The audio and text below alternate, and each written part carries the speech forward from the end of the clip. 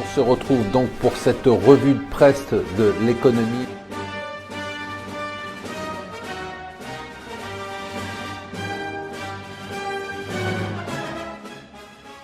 Bonjour et bienvenue sur Mon Financier pour la revue de presse de l'Écho. Nous sommes le mardi 20 octobre et on commence par les Échos qui viennent parler d'Orange. Orange qui vient défier les banques sur leur terrain. Voilà, on vous le disait ici sur Mon Financier depuis des mois, depuis des années, que la banque de demain, ça sera peut-être pas une banque, ça sera peut-être Amazon, ça sera peut-être Google, ça sera peut-être Apple, ça sera peut-être Orange.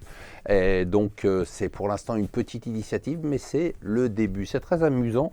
Depuis quelques temps, ça fait des mois, des années qu'on vous dit que les chiffres chinois sont faux. Et bien maintenant, plus personne ne croit aux chiffres chinois, que ce soit le Wall Street Journal ou le Figaro. Les deux mettent en cause la croissance qui, par miracle, hier, est apparue stable à 6,9%. Tout le monde analyse les chiffres et personne ne comprend vraiment ce qui s'est passé. Alors, ce qui n'est pas dans les journaux qui s'est passé cette nuit, ce sont les élections au Canada avec la victoire du Parti libéral. Il n'a de libéral que le nom. En fait, c'est un parti de centre. Gauche à l'anglo-saxonne, on est très loin de la gauche française.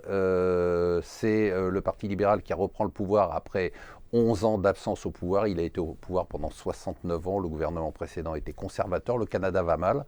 Oui, ça paraît étonnant, on a toujours l'impression que tout va bien là-bas, mais le Canada va mal parce que le Canada dépend du pétrole et le pétrole s'est écroulé. Donc tous les espoirs sont pour ce nouveau gouvernement. La Banque centrale doit se réunir dans 2 jours pour décider si elle doit baisser ses taux encore. Une histoire à l'américaine, ça c'est vraiment le truc incroyable, vraiment only in America, c'est dans le Financial Times.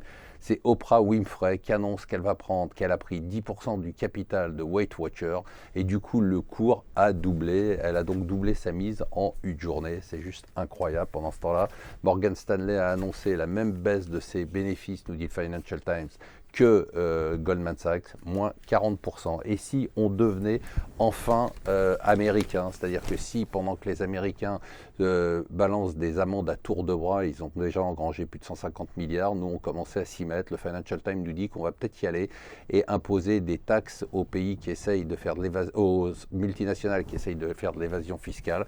Ils visent déjà Fiat et Starbucks et les autres devraient suivre. Voilà, Rodolphe Belmer, le patron de Canal+, se retrouve chez Eutelsat, ça c'est la nouvelle du jour. L'autre nouvelle du jour, elle est dans le Financial Times, c'est aussi une histoire, elle n'est pas très drôle celle-là, l'histoire d'un gros doigt. Un gros doigt en trading, c'est quand on se trompe de montant ou on se trompe de destinataire. Et bien là, un employé de la Deutsche Bank a envoyé par erreur 6 milliards de dollars à un client qui a dû se demander ce qu'il allait faire dessous cet argent. Heureusement pour la banque et malheureusement pour le client, ils ont récupéré les fonds le lendemain. Voilà, restez avec nous sur Mon Financier.